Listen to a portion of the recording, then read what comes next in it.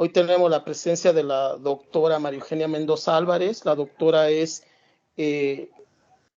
académica del Instituto de Física Luis Rivera Terrazas, que pertenece a la Benemérita Universidad Autónoma de Puebla. La doctora María Eugenia Mendoza tiene algunas líneas de investigación, como son síntesis, crecimiento cristalino y caracterización estructural mediante técnicas de rayos X, microscopía óptica de polarización, principalmente en materiales ferroicos. Además, estudia estructuras jerárquicas en sistemas complejos. Posee alrededor, la doctora, de 70 artículos publicados, 2 libros, 2 capítulos de libros, 8 artículos de divulgación, 2 patentes y más de una decena de pláticas invitadas. La doctora ha dirigido alrededor de 12 tesis de licenciatura, 12 de maestría y 12 de doctorado.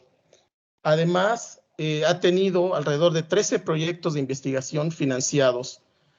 Actualmente la doctora cuenta con la distinción del nivel 3 dentro del Sistema de Investigadores, Nacional de Investigadores, y la doctora fue la primera directora del Instituto de Física, y su periodo acaba de concluir. Este fue un periodo del 2017 al 2021. Pues doctora, muchas gracias por aceptar la invitación, un gusto siempre, y adelante con su presentación. Gracias, doctora. Sí.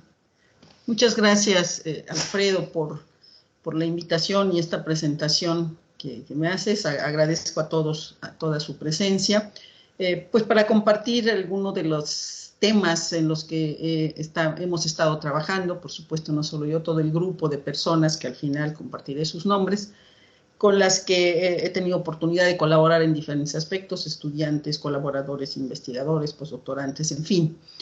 Y sobre un tema, yo sé, el área de ustedes es principalmente la física. Yo lo que cultivo es la cristalografía, de manera muy genérica, que es un área interdisciplinaria, aunque, por ejemplo, en el caso del SNI o de CONACYT, siempre la ponen como una subdisciplina en el área de la física. De hecho, yo pertenezco en el Sistema Nacional de Investigadores al área 1, Y les hablaré entonces desde el punto de vista cristalográfico, de este conjunto porque son un conjunto, una gran cantidad de familias que se conocen como óxidos mixtos y que tienen un conjunto de propiedades muy interesantes, porque pueden tener aplicaciones. Ahí yo les voy a hablar de dos, de dos extremas, porque implican fenomenologías distintas, que son de multiferroicas a fotocatalíticas. Entonces, el contenido está dividido de esta forma, un poco la razón del por qué ampliar un poquito más lo que les acabo de decir, una introducción sobre lo que son los óxidos mixtos, y luego la mirada, les decía, desde el punto de vista cristalográfico, tanto cristaloquímico como cristalofísico, principalmente en 3 tipos, porque yo creo que hacia la parte de la física es posiblemente lo más interesante, de la fenomenología multiferroica, y con 3 ejemplos que hemos trabajado no son los únicos, pero son ilustrativos de lo que hemos hecho en el grupo, que son las manganitas, las fases de la familia Aurivilius, que son este tipo de óxidos que tienen, sobre todo, un componente principal son iones de bismuto. Otro grupo que hemos trabajado más recientemente son la familia de los niobatos, y después abordar el tema de los fotocatalizadores, que también son estos basados en el óxido de titanio, pero con justamente algunas sustituciones de los iones titanio por otro tipo de iones. Entonces, y después un sumario de los principales temas. ¿La motivación cuál es? Bueno, les decía, yo me dedico a la cristalografía, pero la cristalografía es muy amplia. Incluso ya para muchos se considera como una disciplina en sí misma, a nivel de lo que puede ser la física o la química. Y el enfoque en el que a mí me ha interesado y he trabajado desde los años 80 es el enfoque de la ciencia de materiales, en donde lo que tratamos justamente de hacer es establecer esta relación entre la composición química, la estructura cristalina, el arreglo ordenado y periódico en 3 dimensiones, y las propiedades físicas principalmente, aunque también las químicas, ¿no? Entonces, la motivación es esto, ¿cómo logramos conectar estas 3 áreas en esta, pues también, toda una disciplina que es la ciencia de materiales interdisciplinaria, en donde tenemos que conectar lenguajes de diferentes disciplinas, la física, la química, la biología. Empecemos por definir qué son los óxidos mixtos. Bueno, como lo tengo aquí escrito en la parte inferior, son compuestos químicos, o sea, con una relación estequiométrica definida, que contienen al menos 2 cationes que pueden ser distintos, o bien el mismo catión, pero en diferentes estados de oxidación o valencia, que tal vez no es exactamente el mismo concepto, pero dejémoslo así, ¿no? Aquí les ilustro, bueno, por ejemplo, dentro de esta familia de óxidos mixtos y muy en los años recientes reestudiadas las estructuras que tienen como base las perovskitas, sobre todo por sus aplicaciones en celdas solares, ¿verdad? Es algo que, si bien las perovskitas fueron muy estudiadas en los años 60, 70, se habían olvidado un poco, salvo algunos que las continuamos estudiando, y su renacimiento es reciente. O bien tienen aquí en el lado derecho, en esta otra revista de Wiley, otros óxidos que tienen como aplicaciones, pues el hecho de hacer, obtener hidrógeno a partir del agua, hacer una descomposición electroquímica. Y en al centro, bueno, está también una especie de resumen gráfico de los óxidos mixtos como un tipo de materiales que van a ser aplicados, por ejemplo, en las baterías a base de ion litio, en las celdas de combustible, en las baterías metal-oxígeno o, lo que les decía, para la descomposición de agua y obtención de hidrógeno con diferentes aplicaciones. Para hablar un poco, y como el enfoque, repito, es cristalográfico, entonces es la topología de las estructuras. Aquí tenemos óxidos mixtos, para ejemplificar esto de diferente naturaleza química, pues justamente el ejemplo que tomé es el que corresponde en estos tiempos, es la perovskita, que es el calcio, titanio, oxígeno 3. Entonces, aquí se cumple eso de que son 2 iones con diferente naturaleza química. El calcio tiene un estado de oxidación 2, el titanio 4, y este es su arreglo estructural, donde estamos ilustrando una parte de la celda unitaria. Y lo que tenemos en el centro, en rojo, es el titanio, que está rodeado de manera octaédrica por 6 oxígenos, y los calcios están en los vértices de ese cubo. Es una estructura pseudocúbica, estrictamente hablando no es cúbica, es pseudocúbica, o sea, casi. Y la simetría que describe, la simetría desde el punto de vista de teoría de grupos, que describe ese arreglo periódico ordenado, se representa a través de esta simbología, no sé ustedes qué tan familiarizados estén con ella, pero ahorita vamos a hablar mucho de esto. Es PM3M, ¿qué quiere decir esto? Bueno, que es un grupo cúbico. El primer símbolo es el modo de traslación de Bravais, que es primitivo, y después vienen los elementos de grupo, la simetría de grupo puntual, que son un espejo normal M, un eje de orden 3 y otro espejo. Entonces, esa es la notación que usamos en cristalografía.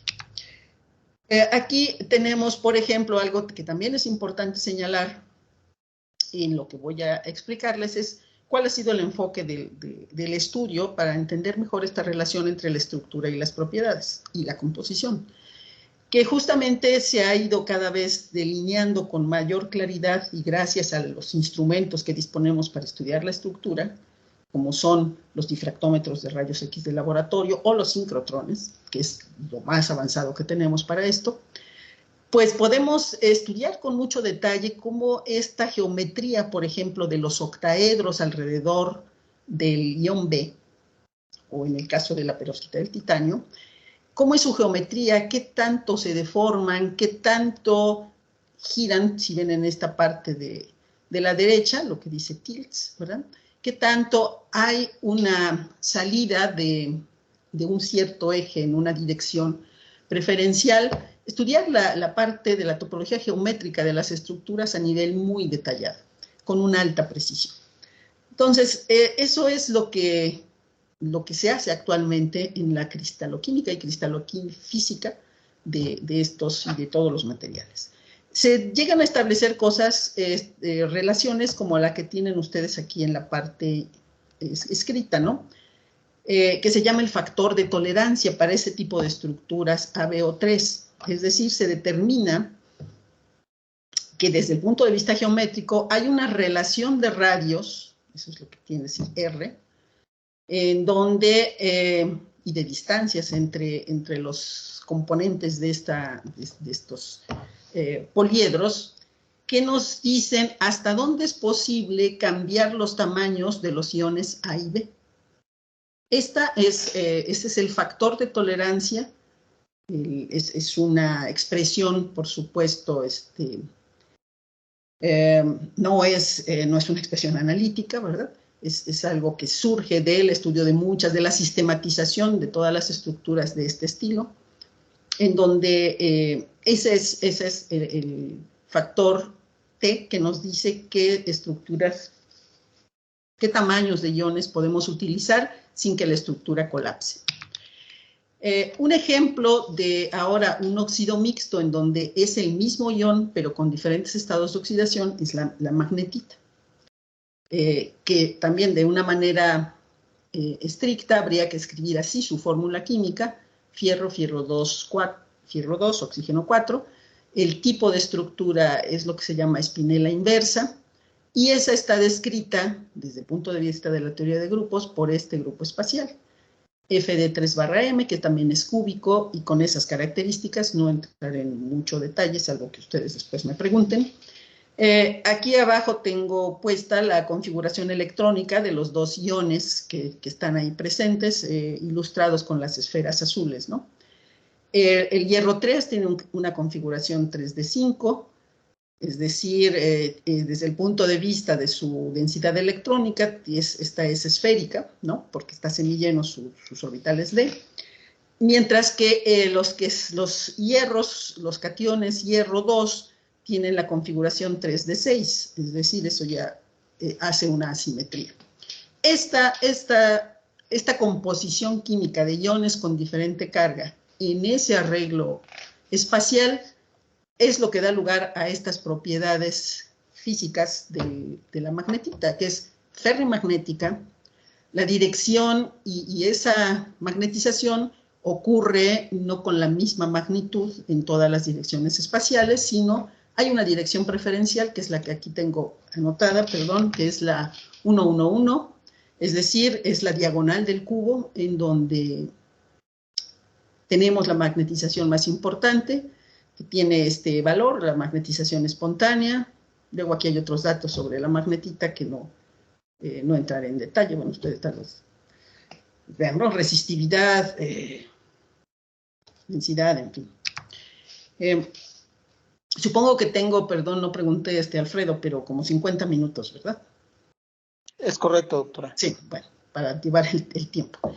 Entonces, este enfoque de entender las estructuras en cuanto a su composición y la estructura propiamente en sí, los lineamientos generales fueron establecidos en esta obra clave, maravillosa, que escribió Linus Pauling en 1920, La naturaleza del enlace químico, y donde él establece justamente esta idea que ha sido muy fructífera, yo creo que sobre todo a partir de que tenemos instrumentos para estudiar la estructura muy finos.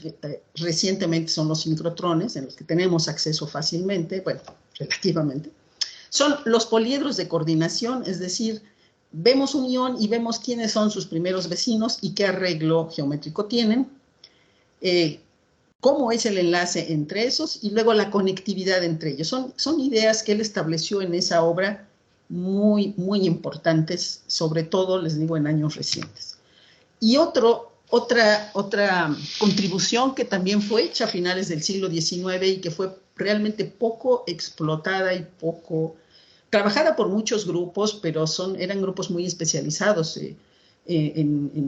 particularmente, yo diría, en la Unión Soviética, Francia, Suiza, un poco en Estados Unidos, que es la relación de la simetría de las propiedades físicas y las ideas iniciales del enfoque de visualizar las cosas de este modo, las establecieron los hermanos Curie en esos 3 artículos que cito ahí, y que son la base también de lo que conocemos como cristalofísica.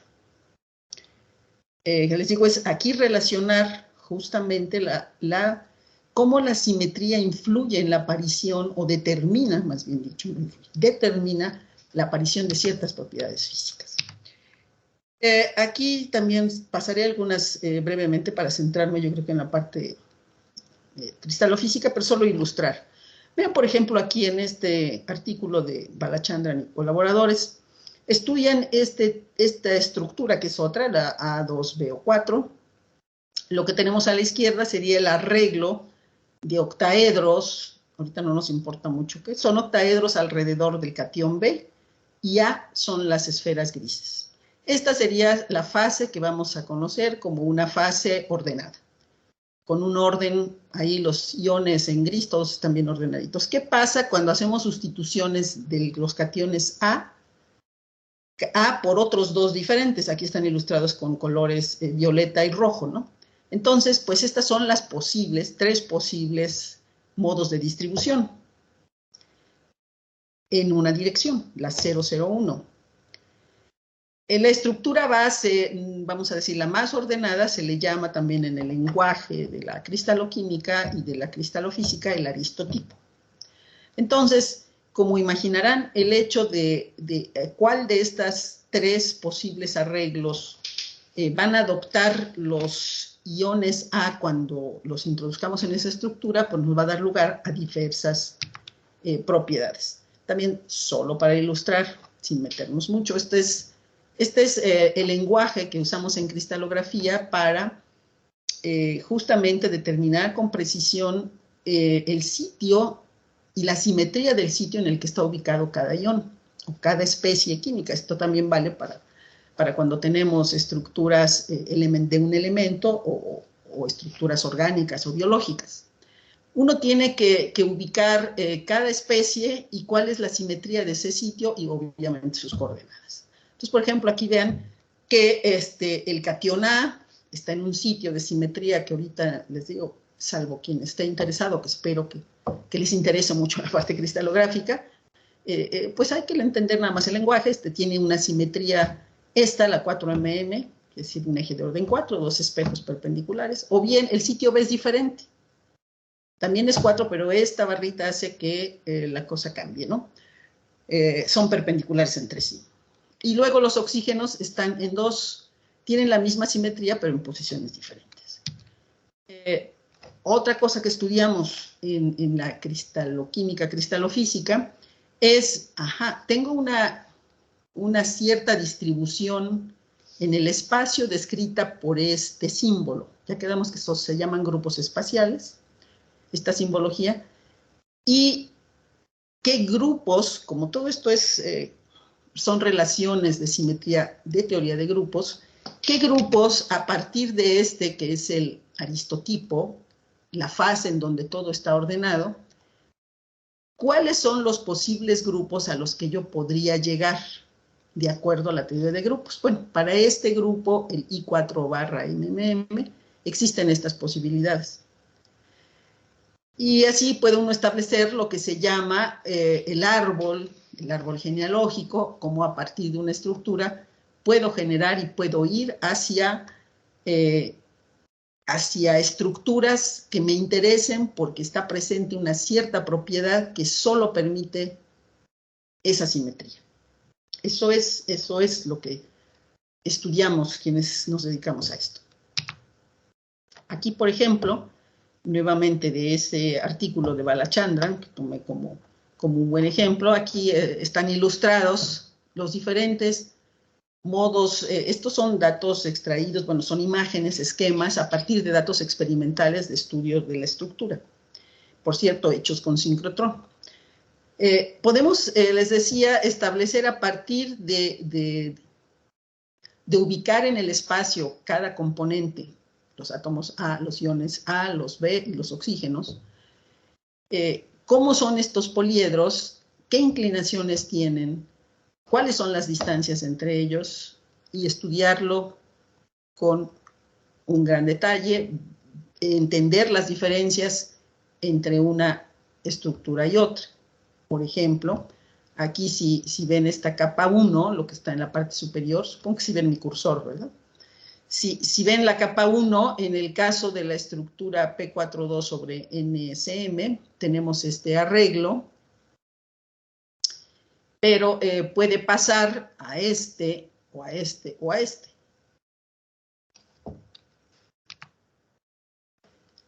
Aquí nuevamente tenemos, voy a pasarme esto, aquí está ya con más detalle cada uno de esos sitios de los que ocupa cada uno de los átomos y las simetrías asociadas. No entraré mucho en esos detalles. ¿Qué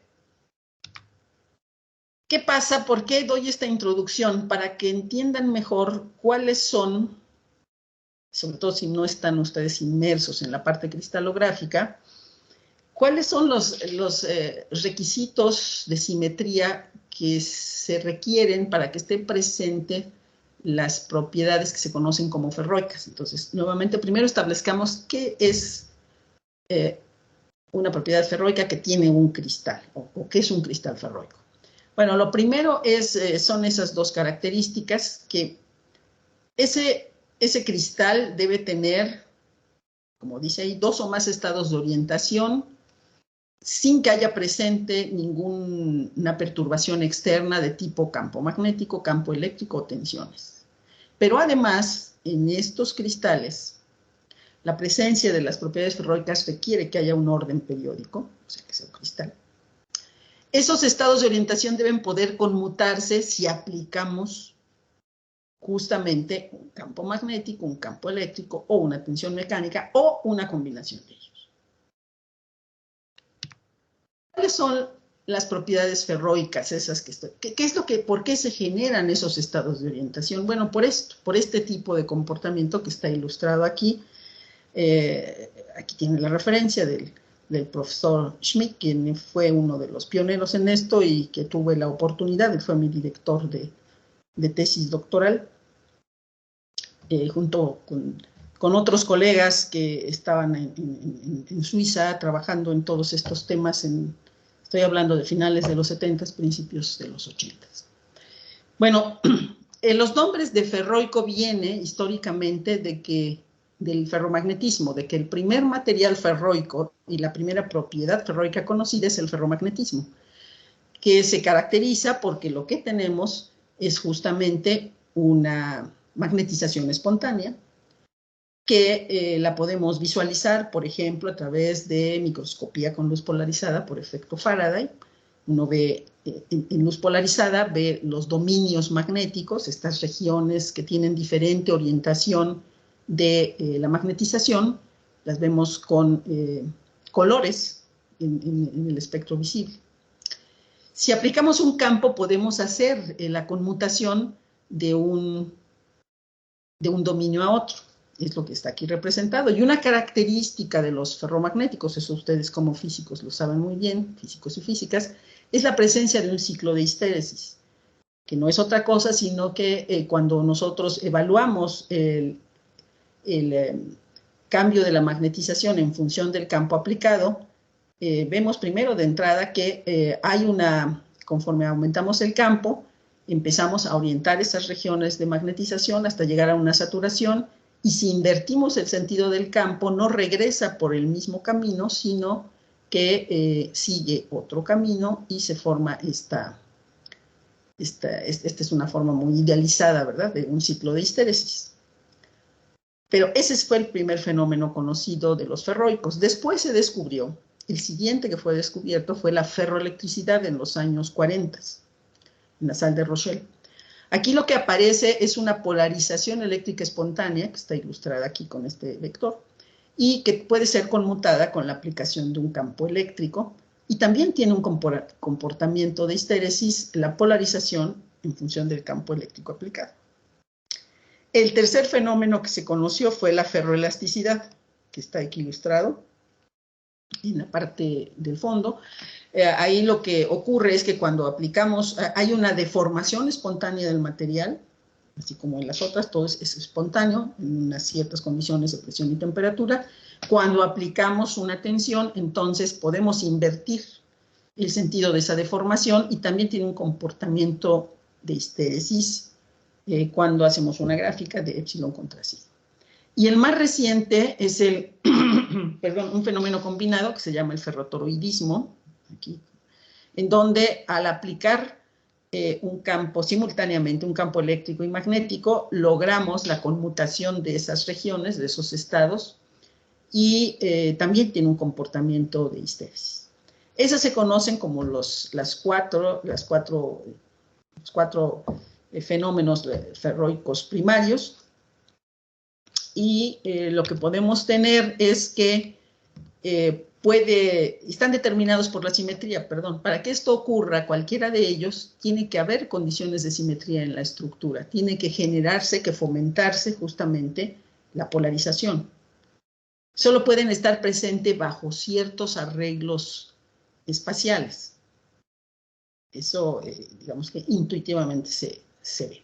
Bueno, hay sobre todo un grupo, Aizu, el profesor Aizu y otros, Shubnikov en Rusia, Aizu en Japón, más el profesor Arendt y otros en Suiza, trabajaron mucho en determinar justamente cuáles eran las condiciones de simetría que permitían la presencia de algunos de estos fenómenos puros, o en qué grupos podrían ocurrir dos o más de ellos.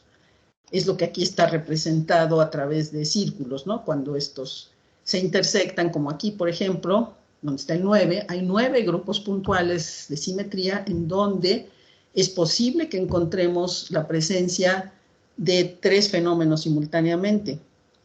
El ferromagnetismo, la ferroelectricidad y el ferrotoroidismo. Entonces, aquí también tenemos otra condición para ver cuáles son los grupos puntuales, que podrían permitirnos esto.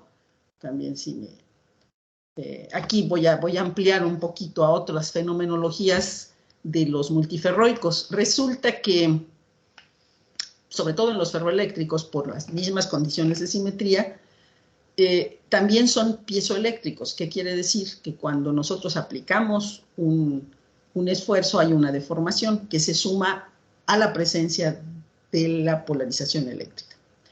Entonces, eso sería un piezoeléctrico puro. Hay piezomagnéticos, o sea, que se genera una magnetización por aplicación de una presión, o si combinamos campo eléctrico y campo magnético, generamos una deformación y son lo que se llaman piezotoroides.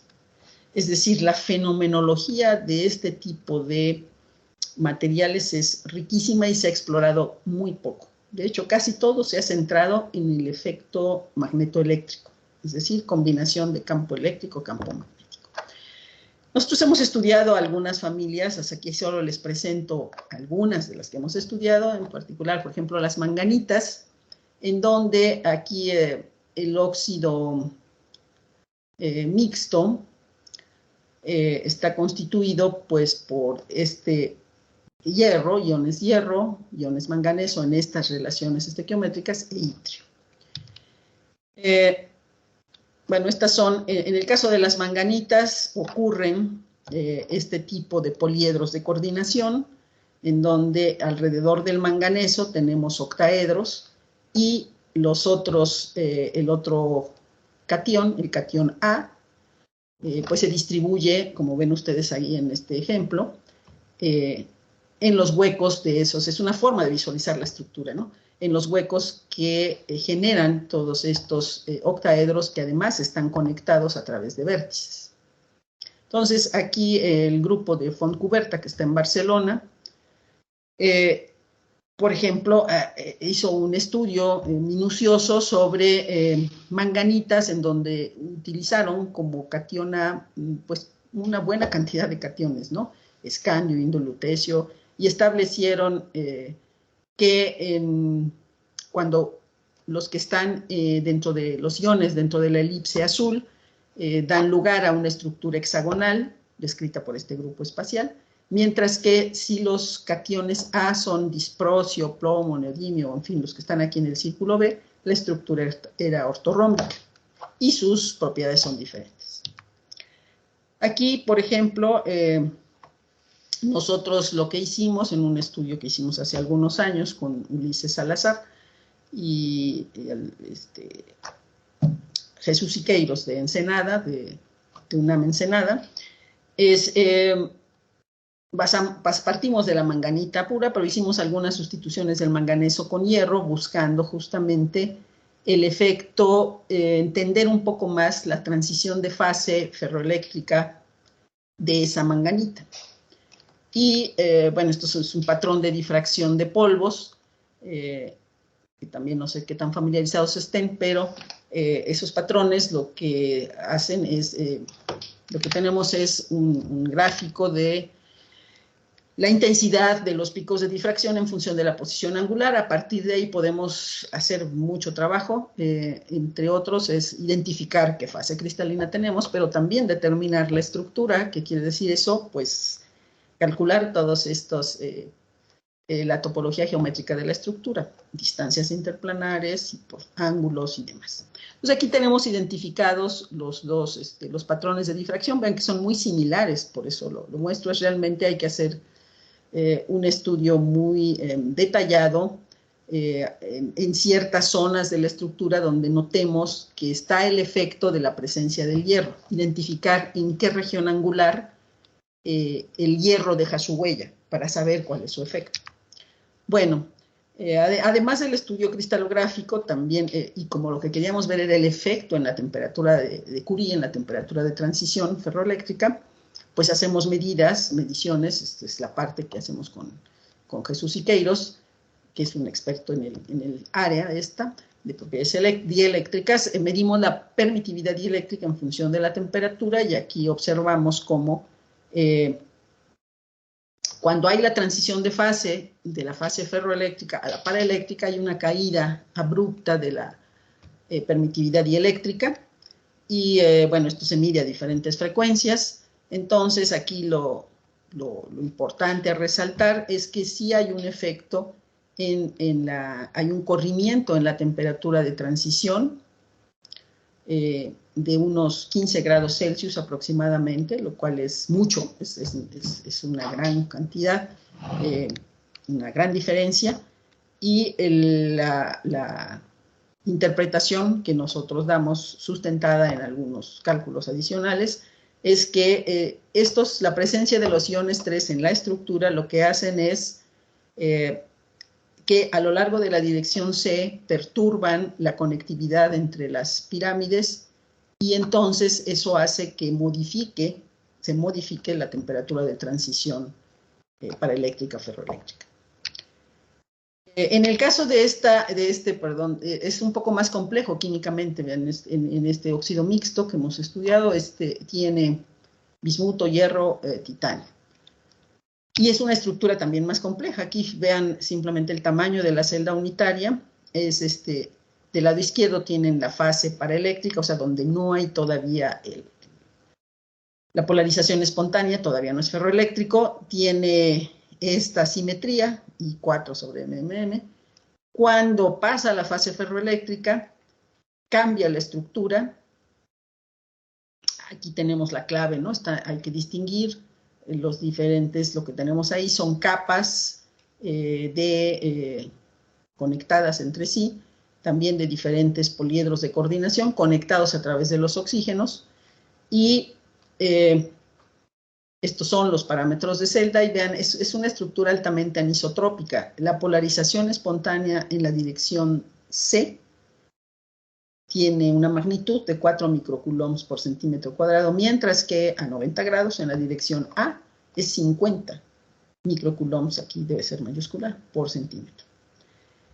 Este material es interesante por su estructura y propiedades, es también multiferroico, pero además también porque si ven aquí su valor de de la banda prohibida, es un semiconductor, es un ferroeléctrico semiconductor. O sea, le adicionamos, además de sus características multiferroicas, otra propiedad que también es interesante entender a qué se debe.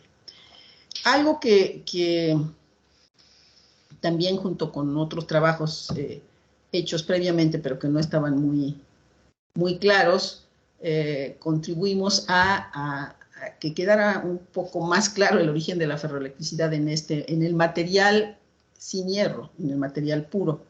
Y es esto que también es no muy común, no voy a comentar muchísimo más, que es que hay una hibridación del bismuto, pero solo de uno de los bismutos, el que está aquí, el bismuto 1, el que está justamente cerca de la conectividad entre dos poliedros de titanio-oxígeno. Hay una hibridación entre los orbitales 6p del bismuto y los 2p del oxígeno.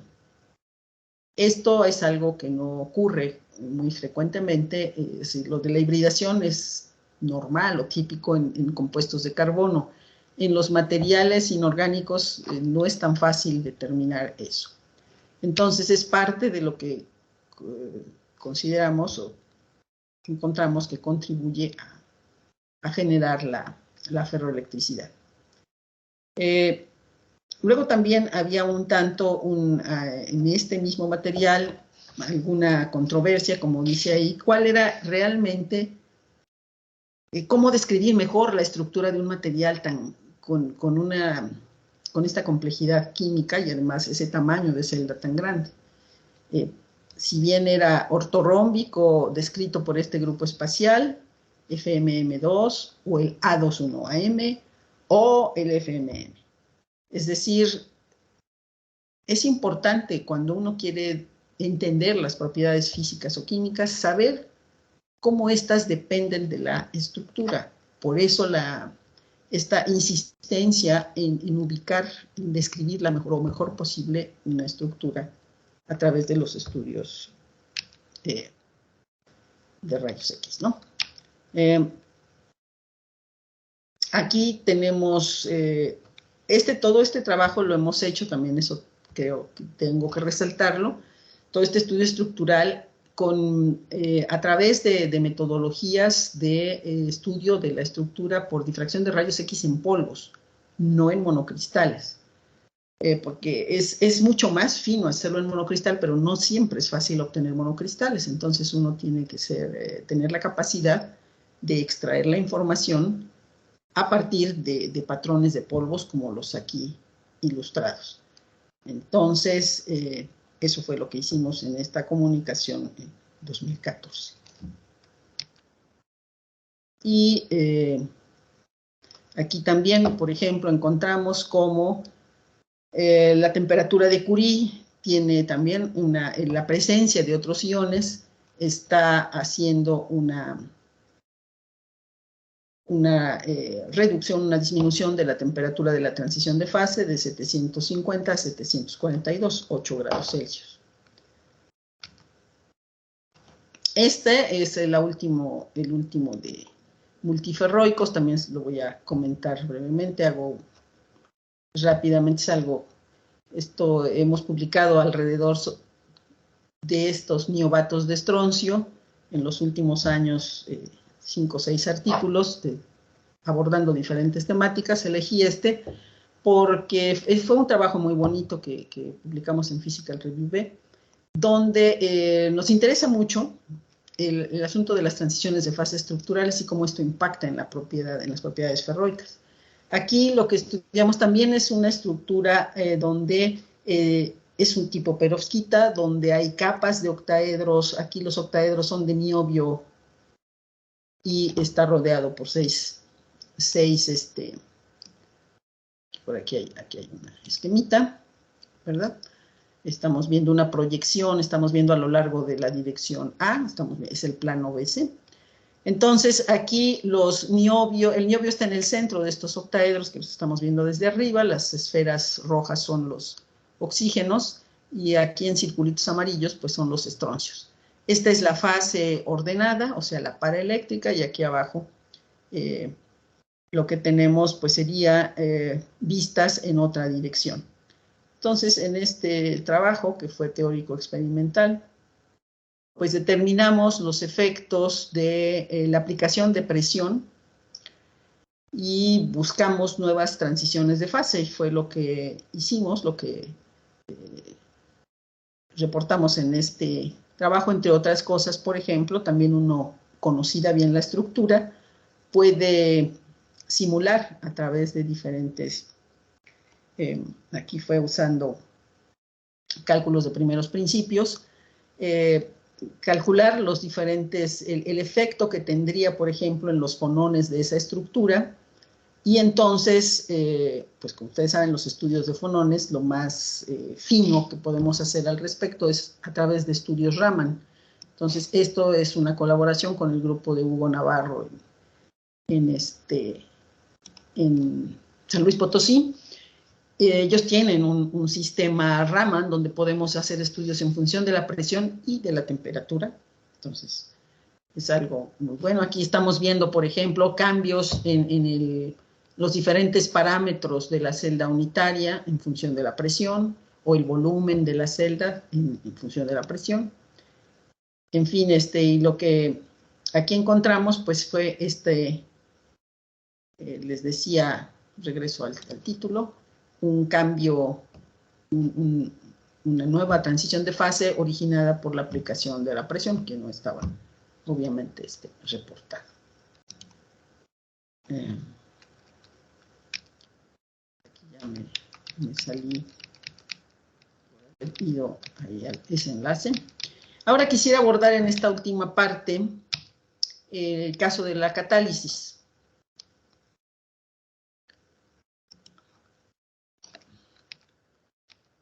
Aquí en el caso de un estudio, también de una tesis doctoral de la doctora Josefina, una estudiante, ella es investigadora en la misma UAP, en otro centro.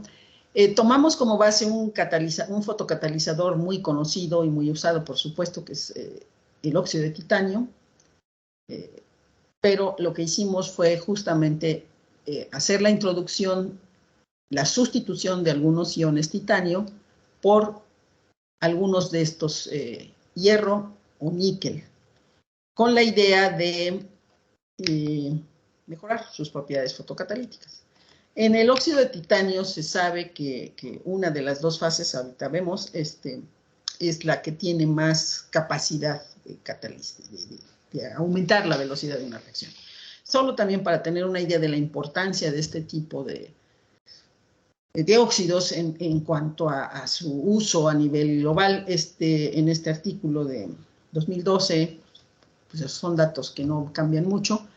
Los catalizadores heterogéneos industrialmente importantes, es decir, se llaman heterogéneos porque estamos hablando, van a ser usados en una fase distinta. Ellos son sólidos y pueden ser usados en diferentes, ya sea con gases o líquidos.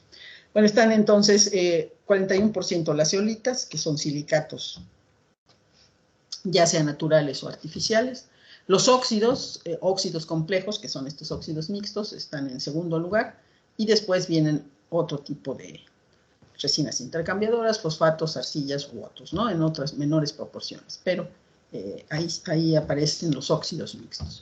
Entonces, el TiO2, sin ninguna sustitución, presenta varias estructuras, pero las dos que son más importantes desde el punto de vista catalítico son la estructura rutilo, que es la que tenemos aquí del lado derecho, descrita por este grupo espacial, T42 sobre M, es un grupo tetragonal, con estas características de simetría. Estos son sus parámetros de celda. Aquí está justamente su brecha de energía, el valor es 3.1 electronvolts. Aquí pusimos, puse el dato de la energía libre de formación de esta estructura para que la comparemos con la estructura natasa. La estructura natasa también es tetragonal, pero fíjense que aquí está descrita justamente es distinta, aquí es I41 sobre AMD. Entonces es diferente el arreglo. Esta, vean sus parámetros, bueno, son diferentes. Su energía de formación es muy parecida. Solo hay, este es 889.5 kilojoules por mol, este es 884.5. Y también su brecha de energía es muy parecida, 3.2, 3.1. Resulta que el óxido de titanio comercial, y porque es más fácil de preparar por diferentes técnicas, normalmente es la fase rutilo. La fase anatasa es es más cara, sí la puede uno comprar, pero va a ser mucho más cara que la rutilo. A veces hay proveedores que le venden a uno mezclas, pero lo que sí se sabe y se ha estudiado bastante es que la anatasa tiene mejores propiedades fotocatalíticas y que además dentro de la anatasa hay un plano en particular que es en el que ocurre mejor todo el proceso de intercambio, que es lo que hace un catalizador, ¿verdad? Esos son fenómenos de superficie, que es en la cara 101. Es la que tiene la mayor actividad fotocatalítica, y si viésemos la morfología de los cristalitos de anatasa, pues sería este paralelepípedo el que describe el paralelepípedo de equilibrio de esa estructura, de la I41AMD, y esta es la carita que es más activa. Entonces, ¿cuál fue el objetivo de incorporar hierro y níquel? Bueno, esos dos iones, porque la hipótesis era que a través de esa sustitución, de quitar algunos titanios y poner esto, podíamos disminuir la velocidad de recombinación electrón-hueco, que es uno de los problemas que tiene el óxido de titanio, es muy rápido, porque podíamos separar cargas y pues aumentar el tiempo de vida de las cargas que se generan. O sea, este es un esquemita nada más así ilustrativo de la idea, de la hipótesis. Y bueno, lo que hicimos pues fue prepararlos, por supuesto, por diferentes métodos. Aquí hay mucha parte de la tesis es una tesis de doctorado en ciencia de materiales, entonces en las tesis que dirijo normalmente tienen componente teórico experimental, y me gusta mucho que puedan aprender algo de química, entender o profundizar sus conocimientos de química, porque siempre es interesante poder preparar sus propios materiales, ¿no? Entonces, bueno, aquí usamos diferentes métodos en donde son coprecipitación asistida también por ultrasonido, y lo que aquí estoy resumiendo es que dependiendo del método S, SU y U, quiere decir diferentes métodos, que conseguimos preparar por un método un método de química suave, poco costoso, muy eficiente, anatasa, 100% anatasa, y eso lo probamos a través de su patrón de difracción. O sea, todos los picos son los de anatasa, y bueno, aquí también está señalado en asterisco el portamuestras que usamos también da unos picos. Uno siempre tiene que tener conciencia de cuáles son los de la muestra y cuáles son los de su portamuestras, porque pueden dar siempre una señal. Entonces aquí aparece otra fase de la que no hablé, ¿verdad? Pero les decía que la anatasa, el óxido de titanio tiene varias fases. La otra muy común es la bruquita. Entonces, con este método S teníamos, sí, mucha anatasa, un poquito de rutilo, pero estaba esta otra que no nos interesa tener, en un alto porcentaje aquí también, mientras que en esta pues fue pura anatasa. Aquí es cuando ya estamos incorporando, por ejemplo, níquel. Aquí entonces tiene níquel, pero está en fase anatasa. Entonces, y eso es lo que nos interesa, introducir iones que nos modifiquen una propiedad física o físico-química, como es la catálisis, pero nos mantenemos en la estructura que es la que nos permite tener esa propiedad. Esa es la idea, esas son las ideas de cristaloquímica, cristalofísica.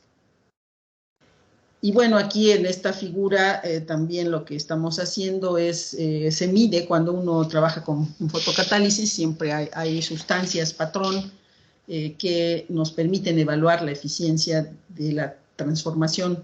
Por ejemplo, se puede usar azul de metileno, normalmente son colorantes. Y entonces se hacen comparativos, ¿verdad? Para justamente eso cuando uno va a hacer un reporte, tiene que decir, bueno, ¿y cómo mediste la eficiencia? Aquí es lo que tienen en 3 gráficas. La primera en azul está la disminución de lo que se llama el contenido de oxígeno libre. Segunda es el % de conversión y la tercera es la parte cinética. Y entonces aquí están los que están dopados con puro hierro, es lo que está aquí en la primera, del histograma, es la primera columna. Los que tienen es el óxido de titanio puro, digamos, el segundo, después el de hierro y después otro que contiene solo níquel. Entonces, bueno, lo que ahí podemos ver es que su eficiencia puede ser igual que los comerciales o en algunos casos mejor para ciertas cosas, por ejemplo, en la parte cinética, el de hierro, ¿verdad? Mucho más rápido. No así en el contenido de oxígeno liberado. Entonces, eso que hicimos tiene el resumen, la conclusión final es que en algunos aspectos son mejores, en otros no tanto. Es equivalente a los óxido de titanio comercial, sin ninguna sustitución.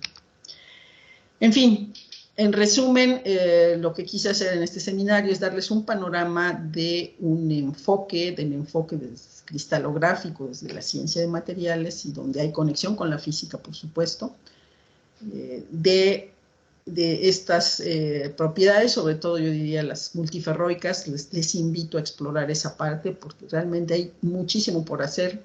Hay modelos que nos permiten entender el acoplamiento de esas propiedades, pero hay todavía mucho trabajo. La mayoría de modelos, desde el punto de vista de la física, más exitosos son modelos fenomenológicos. Particularmente el grupo del profesor Toledano en Francia ha trabajado mucho, y él trabaja a su vez en colaboración con toda la gran escuela que era de la extinta Unión Soviética, donde ellos también trabajaron mucho y aportaron mucho.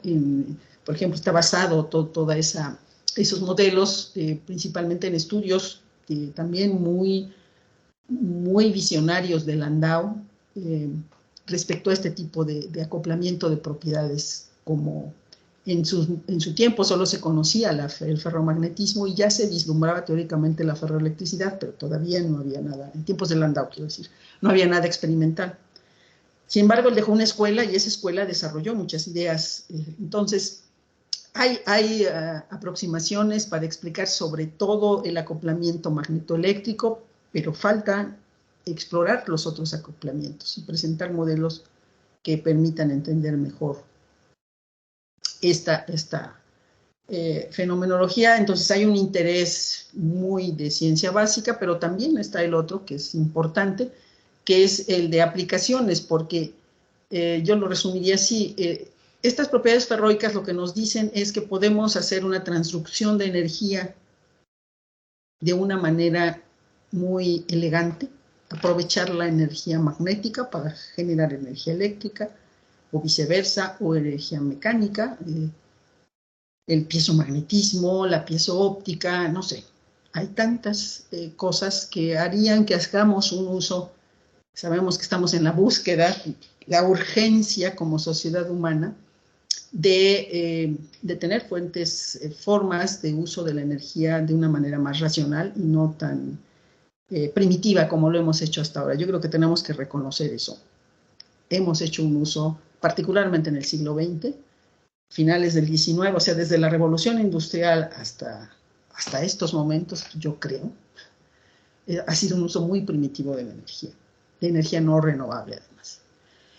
Entonces, tenemos un fuerte, como comunidad científica, un compromiso muy fuerte de buscar por todos los caminos fuentes alternativas, usos de energía más racionales, y la transducción de energía que nos ofrecen este tipo de propiedades presentes en muchos materiales, algunos naturales y otros pues, que los hemos hecho, son artificiales, pues abren un camino muy, muy interesante. Finalmente, este trabajo, por supuesto, ha contado con la colaboración de muchos colegas. estudiantes, aquí, bueno, los dos primeros que pongo son investigadores ya hechos y que son del Instituto de Física, los demás han sido estudiantes en diferentes etapas de sus... los que son doctores, algunos comenzaron desde estudiantes de licenciatura, otros maestría, otros en sus doctorados, en fin. Y en el extranjero también, en otras instituciones nacionales, también he tenido la oportunidad, como les decía, de colaborar con todos ellos. Este es el grupo que teníamos en 2019, se graduaron justo al finalizar 2019 Maritza, a Javier y también a Lina, entonces ahorita tenemos nuevos estudiantes, pero no he tenido oportunidad de hacer fotografías o de al menos pegarlas. Y ya saben que esto es así, ¿no? Es muy dinámico, afortunadamente hay quienes se interesan por estos temas. Y bueno, concluyo con lo que decía hace rato, pasemos de un uso primitivo, oscuro de la energía a algo más luminoso, ¿no? Hagamos esa contribución. Pues muchas gracias por su atención. Muchas gracias, doctora, por su presentación. Abrimos la sesión de preguntas. Adelante, Luis, con tu pregunta. Hola, buenas tardes. Muy buen trabajo, doctora. Buenas tardes. Buenas tardes. Se me hizo muy interesante cómo uno puede cambiar o cómo puede existir esas transiciones de fase, ¿no? Enfocado en eso, mi pregunta es, ¿qué es lo que propone para que exista ese cambio de fase? Por ejemplo, ¿basta con proponer un nuevo grupo espacial o qué es lo que se hace? Bueno, lo primero es tener identificado, al menos identificados dos grupos. Uno, el de la fase,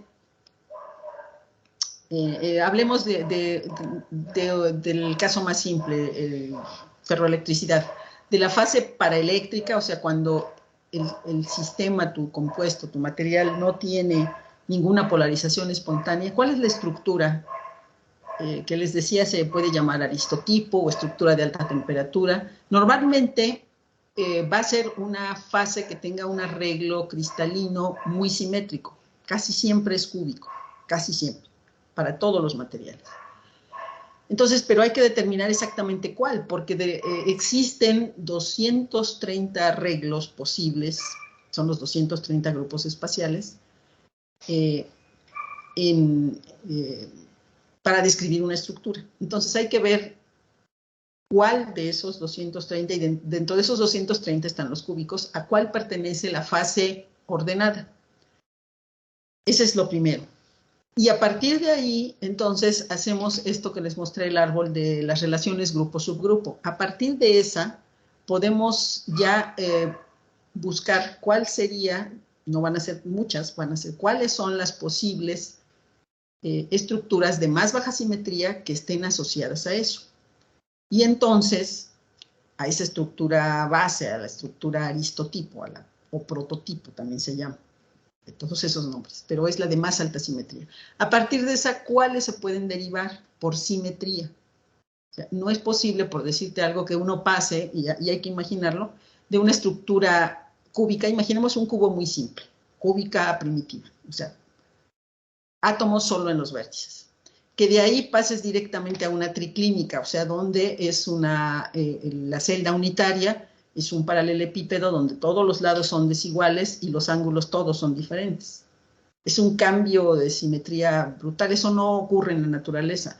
La naturaleza, hasta donde ahora sabemos, siempre son tránsitos en donde se mantienen relaciones de simetría, en este caso grupo-subgrupo. ¿Qué subgrupos están asociados al grupo que se determinó como el grupo prototipo para ese material? Entonces, eso es lo primero que hay que hacer. Determinarlo, y se puede determinar teóricamente calculando, por ejemplo, la energía libre de Gibbs para una estructura dada, para un arreglo dado.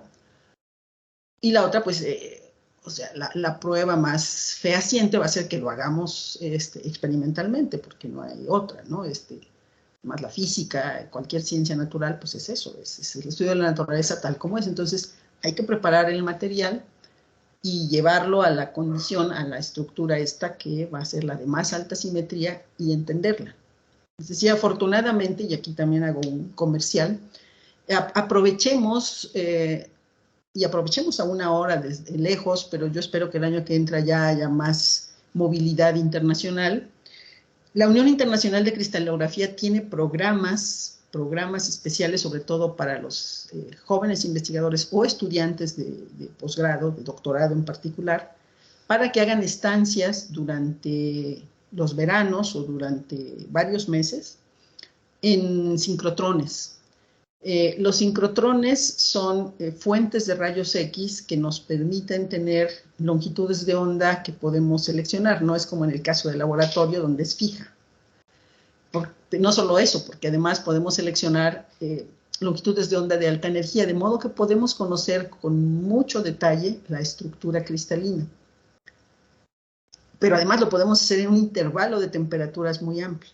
Entonces, digamos, y ya estoy extrapolando mucho la pregunta que me hiciste, pero eso es lo que habría que hacer, determinar la estructura y lo mejor posible, y para eso pues hay que hacer uso del equipo que tengamos disponible en nuestro país o a través de las colaboraciones internacionales. Esto de las estancias en los sincrotrones es un programa que tiene 4 años, que patrocina la Unión Internacional de Cristalografía. Si ustedes buscan en Google, entren a la página, y ahí verán que hay muchísimas posibilidades de trabajo, de poder hacer estancias, asistir a escuelas y todo, para adentrarse en todo esto que significa la descripción, el estudio de las estructuras cristalinas.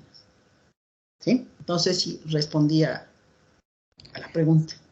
Sí, no, por supuesto, y qué bueno que comenta esto de las estancias, porque, por ejemplo, en mi caso, pues sí, estudiamos más de manera más teórica, pero ahora que me comentan, ¿no? También estaría muy interesante poder, pues, extrapolar todo esto que estamos estudiando y poder estudiar de manera precisa alguna estructura ya experimentalmente, ¿no? Estaría Sí. muy interesante. Sí, se puede hacer, discúlpate, te complemento, se puede hacer, siempre es bueno antes de ir a un sincrotrón hacer estudios. Aquí en nuestro país existe la Sociedad Mexicana de Cristalografía, actualmente soy vocal de la mesa directiva, pero es una sociedad que ha tratado justamente de fomentar los estudios en cristalografía, se pone a disposición de todas las personas interesadas en la cristalografía. El equipamiento, en el país tenemos buen equipamiento. Ustedes en Nuevo León tenían, o tienen, supongo, tanto de monocristal como de polvos, pero en el país hay varios. Nosotros, yo les pongo, si entran a la dirección a mi página, y pueden ver, o a la dirección del instituto, el equipamiento que tenemos.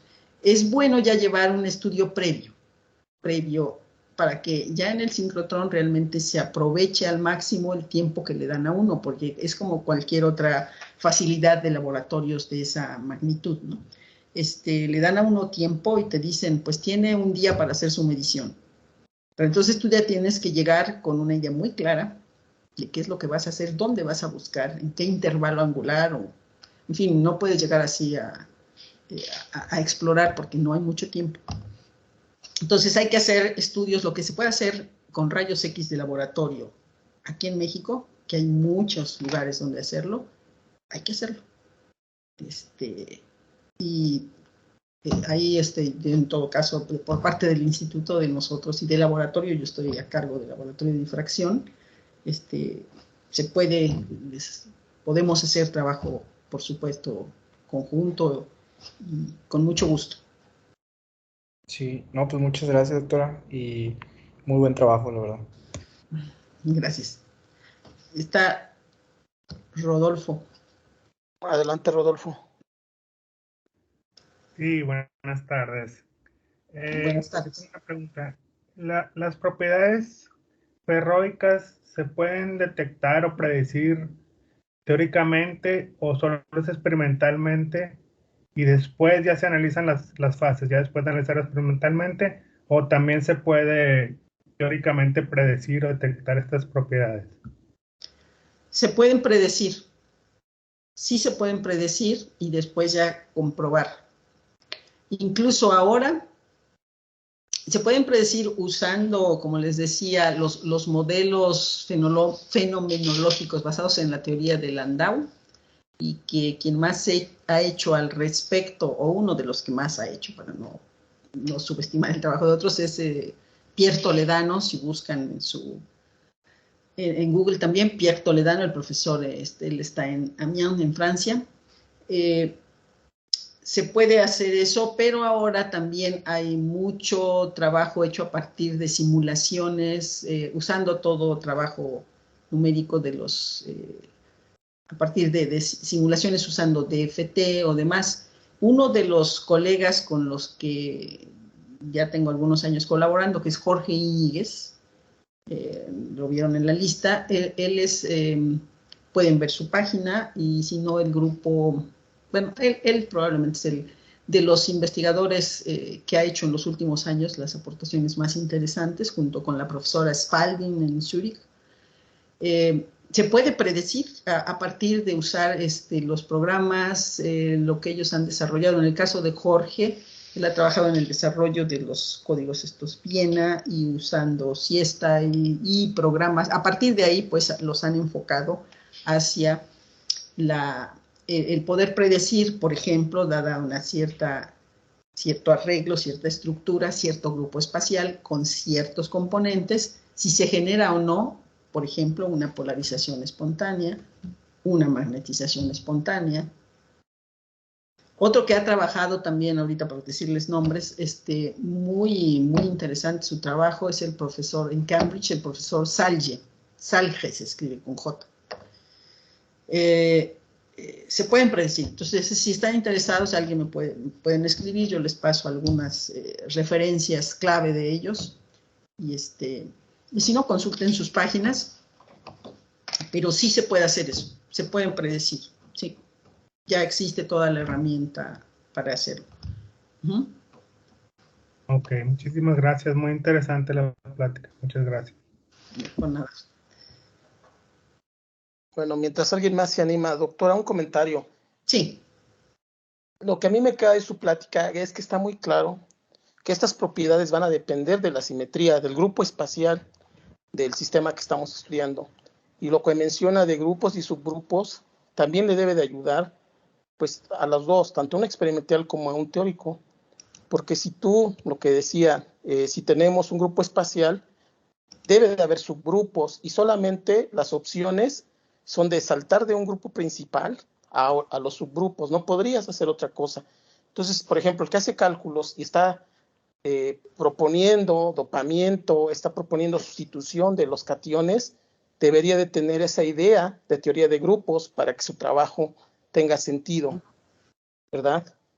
Así es. Retomando esta lámina, esta diapositiva, por ejemplo, que se llama árbol genealógico, creo que es el nombre, sí, de estos compuestos de fórmula química general A2, B o 4, donde A y B son cationes de cierto tamaño. Esta estructura, la I4/MMM, es la estructura de alta temperatura, la más simétrica. A partir de ellas, es la estructura aristotipo. A partir de ella, y por relaciones grupo-subgrupo, o sea, de teoría de grupos, los grupos en los que puede derivar de menor simetría son estos que están aquí señalados. Fíjense, el I41 sobre ACD. Es decir, pierde simetría. Aquí son cuestiones de lenguaje, pero si uno se mete en la cristalografía lo van a aprender rápido, como se aprende uno cualquier otro lenguaje de iniciados, ¿no? Aquí, por ejemplo, ¿qué quiere decir este 4? Solo voy a ejemplificar con uno. 4 quiere decir que es un eje de orden 4. Rotación es una simetría tal que queda indistinguible el objeto si uno lo gira 90 grados. Cuando cambia de 4 a 4,1, ¿qué quiere decir? Este 4,1 quiere decir que es también un eje de rotación de 90 grados, pero aquí tiene una traslación de 1/4. Es decir, si tenemos un objeto, imagínense un cuadrado. Si un cuadrado, y entonces perpendicular al cuadrado tienen un eje, una línea. Si ustedes giran a lo largo de esa línea 90 grados, siempre obtienen un objeto indistinguible. Este sería el simple. Pero un eje 4,1 lo que hace es que al girar 90 grados, en lugar de quedar otra vez todos los vértices del cuadrado en el mismo plano, están desplazados un cuarto de vuelta. Entonces, eso ya es otra simetría. Y lo mismo pasa con la simbología aquí de los espejos. Aquí M quiere decir que es un espejo simple. Es decir, su reflexión está justo enfrente de él, del objeto inicial. Cuando cambia aquí a una A, quiere decir que su imagen está desplazada un medio en la dirección A. C quiere decir que está desplazado el espejo, la imagen, un medio en la dirección C. Y D quiere decir que es un espejo donde hay un desplazamiento de un cuarto y un cuarto en el plano. Entonces, este grupo I41 barra ACD es un subgrupo del I4 sobre MMM y solo es posible porque hay esa relación grupo-subgrupo de ellos dos, tienen esa relación. Y estos son los únicos que puede haber, estos son 1, 2, 3, 4, 5, 6. Son los 4 que derivan inicialmente de este, que es el de mayor simetría.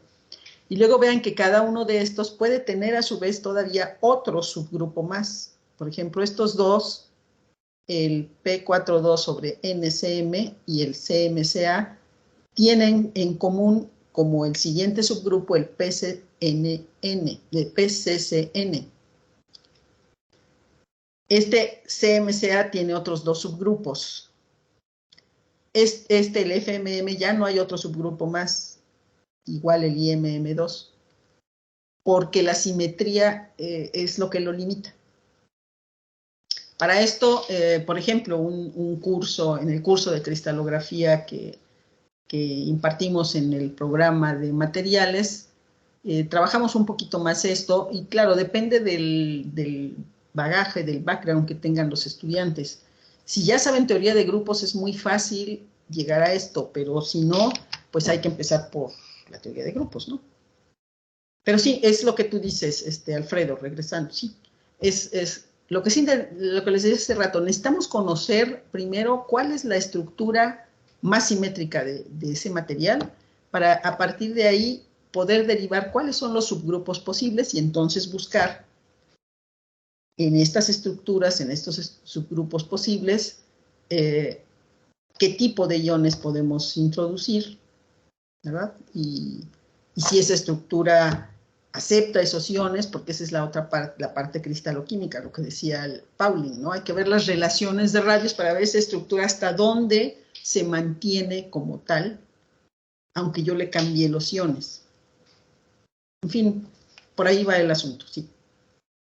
Muy bien, muchas gracias, doctora, por su respuesta. Adelante, doctora Raquel, con sus preguntas, comentarios. Sí, buenas tardes, doctora María Eugenia. Buenas tardes. Muy interesante todos sus trabajos. Me quedé con una duda, bueno, un interés respecto a cuando habla de la hibridación del bismuto 1 en el dióxido de titanio. Sí. Mencionó que es muy raro que suceda este caso, y no sé si escuché bien, en materiales inorgánicos. La hibridación, sí. En general, la hibridación de orbitales la conocemos mucho y la entendemos y se ha estudiado bastante en el caso de compuestos orgánicos, porque el carbono de por sí, para interaccionar con lo que uno quiera, tiene esa capacidad de hibridación, vamos a decir así, ¿no? Entre otras cosas, por cómo es su estructura electrónica. Sin embargo, en materiales inorgánicos y particularmente en iones o elementos como el bismuto con tantos electrones, ahí estoy poniendo, ¿verdad?, cuál es la configuración electrónica. No es tan común el encontrar ese tipo de, vamos a decir, comportamiento, de que haya una mezcla electrónica, porque eso es la hibridación, de esos orbitales. Ahora, aquí está ocurriendo probablemente, o lo que es algo mucho más profundo, porque la hibridación, bueno, es un concepto también finalmente humano. Lo que nos dice es que ese ion o átomo lo que hace es arreglar su densidad electrónica para interaccionar con el medio que lo circunda, ¿no? Entonces, en el caso de los iones inorgánicos, como hay más la tendencia a estar más bien con una carga formal, es raro que ocurra esto, a eso me refería, a que haya una hibridación, a que se mezcle la energía de electrones que están en niveles así, los que está aportando el bismuto y los que está aportando el oxígeno. O sea, el oxígeno también es común que se hibride, el que no es tan común es el bismuto. ¿Sí? A que haya esta reacción frente al entorno que tiene. Pero ese es otro aspecto que también se ha estudiado poco en materiales inorgánicos, pero gracias a las simulaciones numéricas podemos entender mejor esto, porque uno lo puede medir tal vez, pero entender, explicar por qué cuando mides densidad de estados, cuando evalúas ciertas propiedades eléctricas, interpretar lo que está pasando es que luego es muy complicado. Tenemos que tener por eso modelos que nos ayuden a entender qué está pasando. Y en este caso, un poco es el asunto de que parece que es la hibridación entre esos orbitales, entre los electrones que están en ese orbital en bismuto y los del oxígeno, los que explican por qué se genera esa polarización. No sé si responda a tu pregunta. A eso me referí. Sí, sí, doctora María Eugenia. Sí, entonces, en el artículo del 2008, sucede esto. ¿Han encontrado otros casos similares a este tipo de hibridación?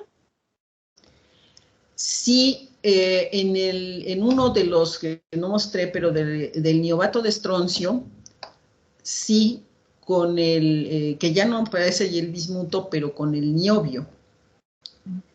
Sí, otro artículo que ese lo publicamos en el Journal de Raman, de espectroscopía Raman, donde hay los indicios, o sea, hay un indicio a nivel de experimental, pero también con las simulaciones realizadas, sugieren que es lo que está pasando, es eso.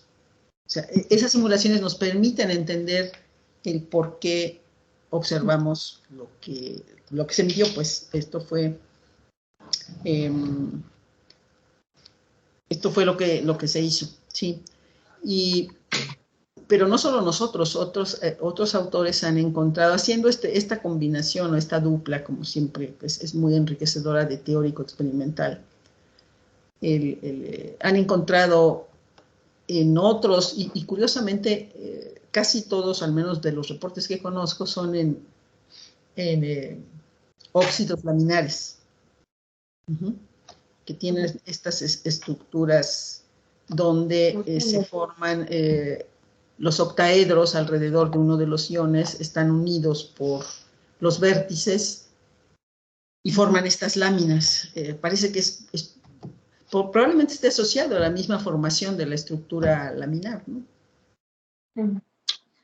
Muchas gracias. Hay muchas preguntas, realmente se cierran unas preguntas, y se responden unas preguntas y se abren nuevas, ¿no?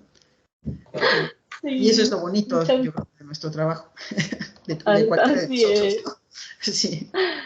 Sí, muchas gracias, felicidades, doctora. Y si nos puede proporcionar su correo electrónico, le agradeceríamos. Sí, gracias. Cómo no, en la página, Si gusta, doctora, yo se los puedo facilitar. Y también algunos de los artículos, todavía no está del todo a punto, pero en esta página, ahí pueden encontrar muchas de la literatura y de esta que les hablé. Y lo que sí, quienes estén interesados, ahí también viene mi correo electrónico, ahí también está, hay dos.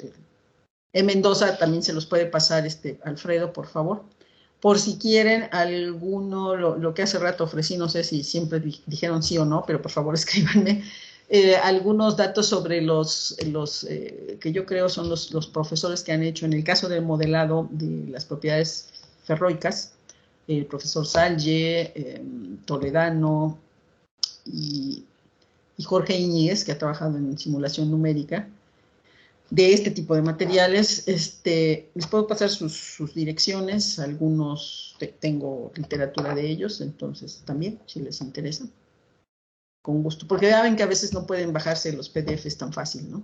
Y luego ahorita que ya no tenemos el Conrecit, eso sí que nos ha, pues nos complica la vida, ¿no? Que no tenemos acceso a muchas revistas ya. Entonces Doctora, sí, perdón. sí. Perdón, antes de que pase a la siguiente pregunta, no sé si usted dígame si está bien este comentario. Cuando uno está estudiando estas estructuras, uno parte de que los sistemas son iónicos. Y cuando usted está mencionando que se da una hibridación entre ese bismuto y uno de los vecinos, es como que esa idea de que es iónico está cambiando. Estamos pensando que ahora ya se pueden combinar los orbitales atómicos y que ya hay cierto grado de covalencia de estos sistemas, ¿no? Ya no estamos hablando simplemente de sistemas iónicos puros. Entonces, eso es lo que arrojaría un análisis, pues, teórico de esta estructura, ¿no? Eso es lo que pienso. Que ese grado de covalencia que uno no los esperaría en estos sistemas que, pues, de entrada, cuando uno mide o hace estas relaciones entre los radios de los cationes de los aniones, uno es parte de la idea de que son esferas duras y con eso saca estas relaciones geométricas y puede saber en el dopamiento qué catión es el adecuado. Entonces pienso que aquí este análisis con el bismuto debe decir que ya hay una combinación lineal, ya estamos pensando en que sí están interaccionando, ya no solamente electrostáticamente los átomos. Así es, sí, tiene que ampliarse justamente los conceptos estos, ¿no? Es decir, una interacción puramente iónica en un material, pues sí lo encontrarás en cloruro de sodio, ¿no? Y en estructuras de ese tipo. Pero cuando ya tienes estructuras mucho más complejas, estructuralmente hablando, quiero decir, muchos sitios disponibles para la estructura, ya las cosas son otras. Y esto lleva a algo que comento mucho en los cursos. Estos de los tamaños iónicos o tamaño covalente, primero, ¿cómo se determinan, verdad? Se determinan a partir de conocer la estructura, ¿sí? A partir de que uno conoce la estructura con rayos X, sean de laboratorio o de sincrotrón, uno determina para un material real cuál es, porque de ahí haciendo uso de la información que está ahí contenida, que son los factores de estructura, uno que es la amplitud de los picos de difracción, uno por transformada de Fourier puede sacar la densidad electrónica experimentalmente. Y a partir de ahí determinar con relativa precisión cuál es el tamaño real en esa estructura de ese ion o de ese átomo, de ese objeto, de esa molécula, en esa estructura. Estamos en esos momentos, podemos hacer eso con la instrumentación adecuada. Y entonces sí, los conceptos ya no son así tan de pizarrón, ¿no? Por ejemplo, esto de es que la densidad electrónica realmente es esférica. Pues para ciertos átomos sí, pero la mayoría no. Porque aún depende del medio en el que estén, del medio electrónico en el que estén inmersos, ¿verdad? Que les puede provocar justamente asimetrías, dependiendo de la energía del orbital en el que estén. No es lo mismo que tengas electrones en un orbital P que en un F, porque la simetría de esos mismos orbitales es distinta. Entonces, esto también hace que veamos las estructuras y todo eso de una manera más amplia, ¿sí? Sí, y si además experimentalmente lo podemos comprobar, pues mejor, ¿verdad? Esto que les decía, bueno, ¿cómo es la densidad electrónica realmente Por eso también determinamos las estructuras. Incluso se puede hacer ya con estructuras biológicas. Si han visto estructuras, se determina la densidad electrónica con una alta precisión. Y eso es difícil, sobre todo si las especies involucradas tienen poquitos electrones. Porque finalmente la difracción de rayos X, sean cual sea la fuente de rayos X, es una interacción con los electrones. Solamente, no con los núcleos. Entonces, si tienes poquitos electrones, por ejemplo, hidrógeno, pues es difícil determinar dónde está y en qué posición del espacio y por lo tanto qué simetría tiene. Pero se puede hacer. Ese tipo de cosas, por ejemplo, solo en sincrotrón. Siempre y cuando la muestra no se destruya, porque ese es el otro problema. Le mandas un haz de rayos X de longitud de onda pequeña, o sea, muy energéticos, para intentar ver si puedes determinar, por ejemplo, hidrógenos o especies con poquitos electrones, pero a lo mejor está la cantidad de energía que estás transfiriendo que destruyes la muestra, y lo que obtienes que es, pues, quién sabe. Entonces, por ejemplo, hay muchos trabajos en ese sentido, de hasta dónde la radiación que estás usando para estudiar la estructura te está perturbando la misma estructura. En fin, es bonito. Es bonito hacerse todas esas preguntas. Muchas gracias, doctora, por su comentario. Y bueno, ahí se ve la utilidad de llevar un curso en forma de cristalografía en el posgrado, y principalmente para la gente que está haciendo materiales, ¿no? Porque pues no puedes alucinar sabiendo que todas estas propiedades están relacionadas con la simetría. Entonces debemos de saber todos estos conceptos de manera muy clara. Sí, yo diría que todas las personas que trabajan con estado sólido, sería muy útil un curso de esos. Si no obligatorio, por lo menos optativo, porque sí creo que ves las cosas de otra forma. Y eso es algo que, les digo, mínimamente los Curie lo dijeron desde el siglo XIX, ¿no? Aquí hay que hacer, las propiedades físicas dependen de la simetría de la propiedad depende de la simetría de la estructura que esté presente. Y ese es también muy bonito. Ahí les puedo sugerir un libro también que es la Biblia del tema, que se llama el NAE, N-Y-E.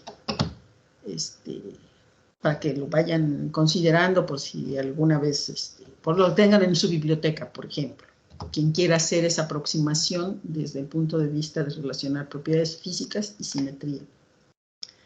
Muchas de estas propiedades que les he descrito, no me metí en ese tema, pero son tensoriales, entonces la descripción hay que hacerla por ese camino. Y entonces a veces solo reportamos las propiedades físicas que son tensoriales, no las reportamos como tensores, sino simplemente como un promedio de algo, y entonces pues como que queda muy diluida, el conocimiento está muy diluido, ¿no? Realmente muy superficial. Muy bien. Ya me estoy yendo por... sí. No, está interesante, doctora. A ver, Alonso, adelante con tu pregunta. Muchas gracias. Primero que nada, muy interesante todo. La verdad es que, algo muy desconocido de mi parte, pero ahora que nos lo platicaba, sí me da curiosidad. O sea, por ejemplo, en el momento que están haciendo los estudios y que dice que puede llegar a destruir, también, sin llegar a destruir la muestra, pudiera llegar a modificar la geometría o a la forma, y que eso también dañe o llegue a provocar nuevas propiedades, no sé. Me llama mucho, como que qué pudiera pasar, ¿no? Sí, claro, sí puede ocurrir. Por eso es que también conviene, finalmente, la radiación típica, de la longitud de onda típica de laboratorio que se usa en un experimento de difracción de polvos, es de 1.54 angstroms, ¿no? Que es la radiación de cobre. En principio es la radiación más usada porque justamente es de una energía, vamos a decir, media. Un material inorgánico difícilmente se va a dañar con esa energía. Pero no quiere decir que sea imposible. En cambio, siempre hay que tener cuidado si trabajamos con, si alguna parte de nuestro material es orgánico, porque sí podría haber ruptura de enlaces, alguna transformación, alguna segregación en el material a la hora de hacer el experimento. Y si es biológico, todavía más cuidado, porque si el material es biológico, si es una macromolécula, una proteína, aún con esa radiación que les digo, es una energía realmente uno no espera que con esa haya ruptura de enlaces, pero habría que tener cuidado. Otra radiación que usamos mucho, bueno, que tenemos en el laboratorio, por ejemplo, nosotros en el difractómetro de monocristal aquí en Puebla, es de plata, la fuente es plata. Entonces ahí la longitud de onda es de 0.77 angstroms, la mitad. Luego entonces la energía es todavía mayor. Es la que usamos para hacer en ese difractómetro, y lo usual, o se usa, la más usada en difractómetros de monocristal es radiación de molibdeno. Plata la elegimos nosotros para poder tener justamente la idea, que no hemos podido avanzar mucho por diferentes motivos, más bien de tipo técnico, es poder determinar mapas de densidad electrónica de materiales usando esa radiación, porque justamente como es más energética, podemos ver con más, la interacción radiación-materia es más fina, y entonces podemos determinar mejor la estructura y hacer mapas de densidad electrónica. Entonces, pero ahí también siempre todavía es más cuidadoso el trabajo, porque sí podemos perturbar la muestra. Sobre todo si es orgánica, y no se diga si es biológica. Y con el sincrotrón, pues más también. Algo que siempre preguntan, porque para usar un sincrotrón siempre piden un proyecto de investigación, no es que yo pido tiempo y me lo dan, no, primero hay que someter el proyecto. Y siempre piden, entre otras cosas, si ya hay información sobre la estabilidad de la muestra. Entonces hay que hacer estudios previos para saber hasta dónde una muestra puede o no ser dañada por la radiación X. En principio, les digo, si se usa radiación de cobre en un material típico, no pasa nada. Pero no podemos garantizarlo al 100%, ¿no? Por eso hay que hacer el estudio, e incluso tomar después de unos días o de algunas horas, diría días, una segunda toma de la misma muestra para saber si no hubo efectos como esos, si hay una sospecha, no sé, a veces puede haber un cambio de color, eso sería ya una prueba, ¿no? Sí hemos llegado a ver eso a veces, ¿no? Cambio de color, dice, algo pasó ahí, ¿no? Sin duda.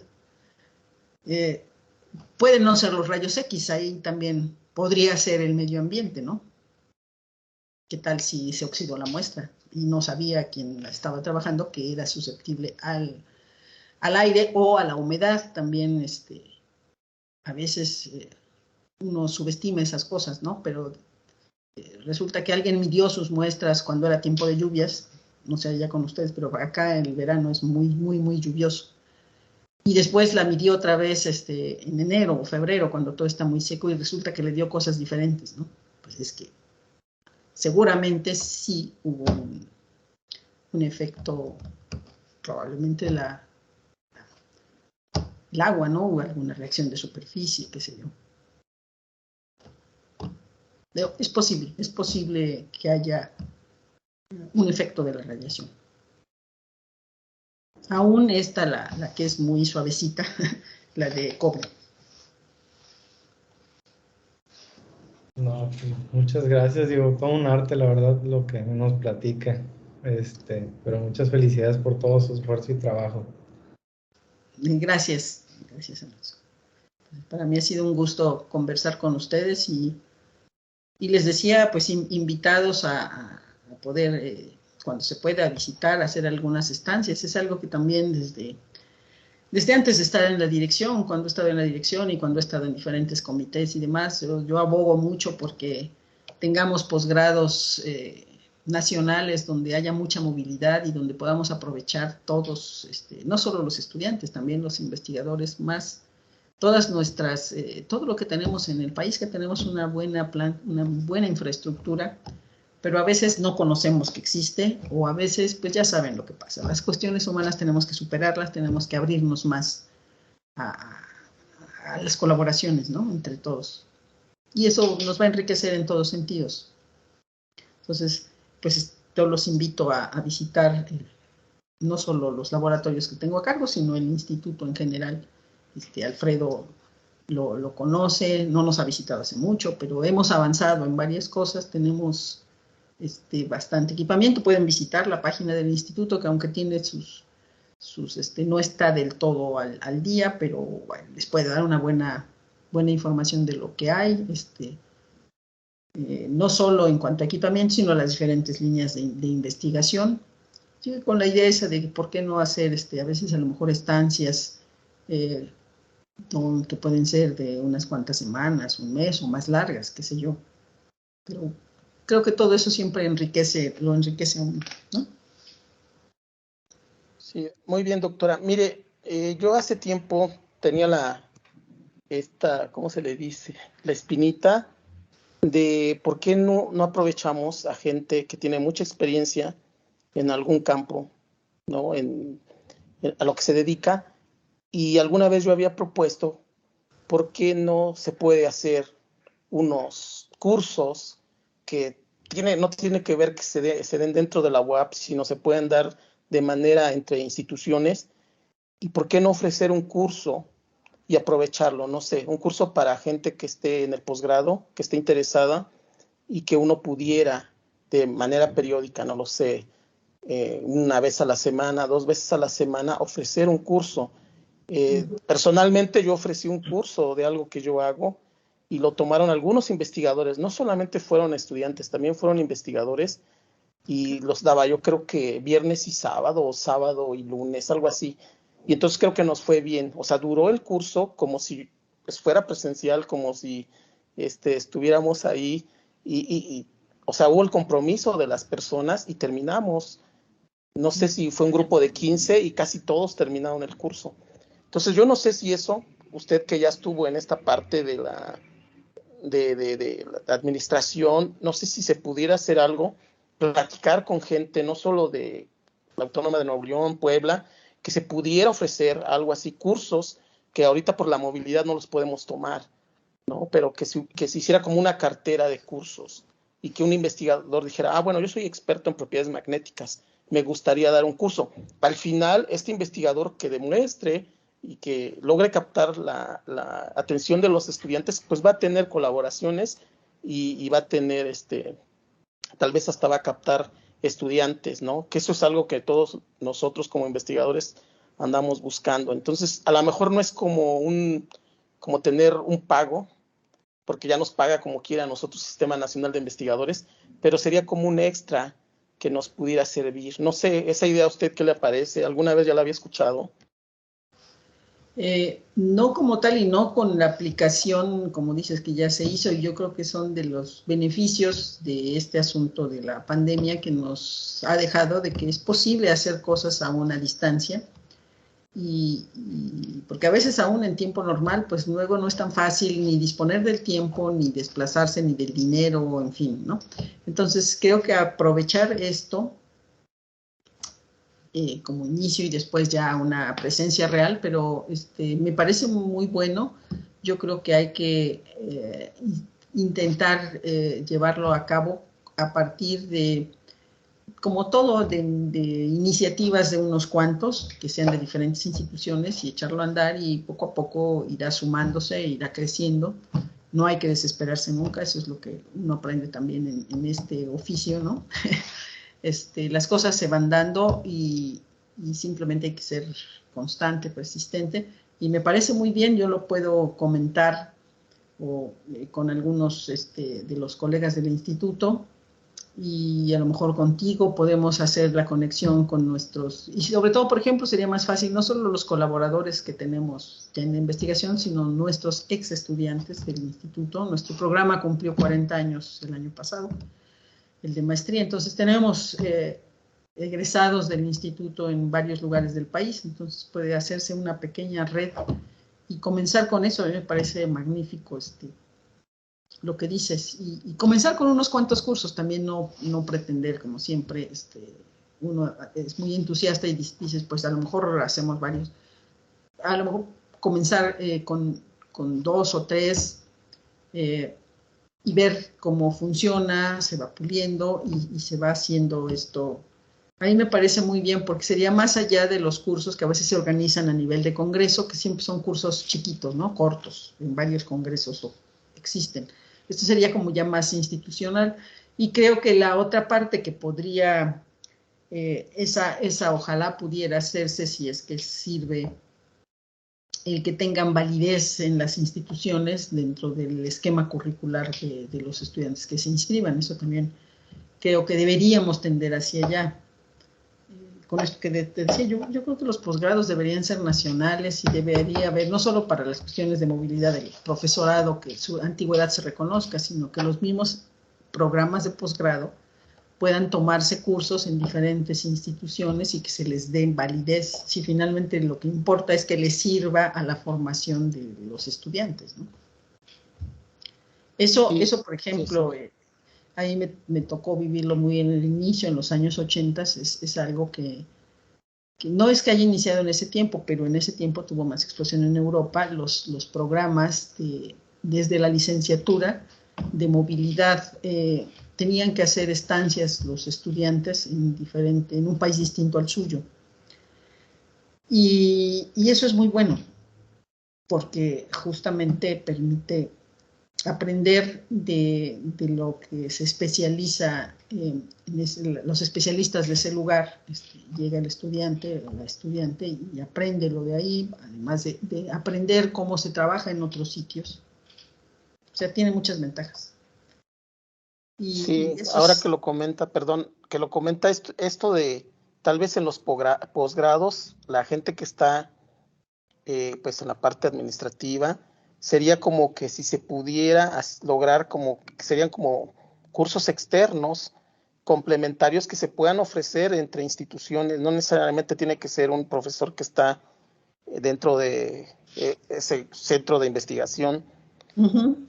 Entonces, bueno, yo sí lo veo así, sería muy benéfico sí. Porque, bueno, hay gente que tiene probado, dices, toda su carrera la ha hecho en propiedades magnéticas, o sea, se supone uh-huh. que él debe de dar el mejor curso en propiedades magnéticas. Gente que hace cristalografía como usted, bueno, a mí me gustaría tener un curso directo con la persona que está haciendo los artículos y que pues a eso se ha dedicado, ¿no? Entonces siento que sí sería benéfico. Yo no sé, los asistentes nos están oyendo, no se han ido, algunos. A mí me gustaría que levantaran la mano si crean que es una buena idea, que tal vez podamos trabajar. No sé, yo le digo a usted porque, bueno, usted dejó de ser no hace mucho la directora del Instituto de Física y a lo mejor yo no tengo mucha idea de qué puertas tocar, pero tal vez sí se podría hacer algo a través de usted y de algunos otros que bueno, ya tuvieron esos cargos, ¿no? Y que puede ser que se vea más facilitado esta idea. Sí, claro, yo creo que hay que insistir, es una muy buena idea, hay que fomentarla y yo me comprometo a comentarla con los colegas, con el actual director. Nosotros estamos en proceso de cambio, además de rectoría. Entonces, parte de las cuestiones que se han discutido durante este proceso de cambio a nivel de toda la universidad es justamente el que a nivel curricular tiene que haber una mayor apertura tanto para que los estudiantes les sean reconocidos cursos tomados en otro lugar, como para recibir más estudiantes. Entonces, es que es algo de lo más natural, pero a veces hay tantas trabas administrativas que son las que se tienen justamente que vencer. Y no solo a nivel de las instituciones, también de CEP, del mismo CONACYT, en el PNPC, aunque en CONACYT, en la evaluación de los programas de posgrado, sí hay siempre, en algunos lineamientos generales, esta idea de que hay que fomentar la colaboración entre las instituciones. Entonces, creo que aprovechando todas esas cosas se puede armar algo. Yo creo que sí, Alfredo, sí hay que hacerlo. Muy bien, pues gracias, doctora. Esperemos, sigamos en contacto, a ver qué sale. Sí. Ojalá y se pudiera hacer, ¿no? Yo soy siempre muy entusiasta de este tipo de cosas que haga que los estudiantes tengan más acceso a información, a formación de primera mano. Y pues, digo, cada quien sabemos nuestras limitaciones, pero cada uno de nosotros como investigadores sabemos en qué puede uno aportar a la formación de los estudiantes, ¿no? Pues, Así doctora, es. muchas gracias por su participación.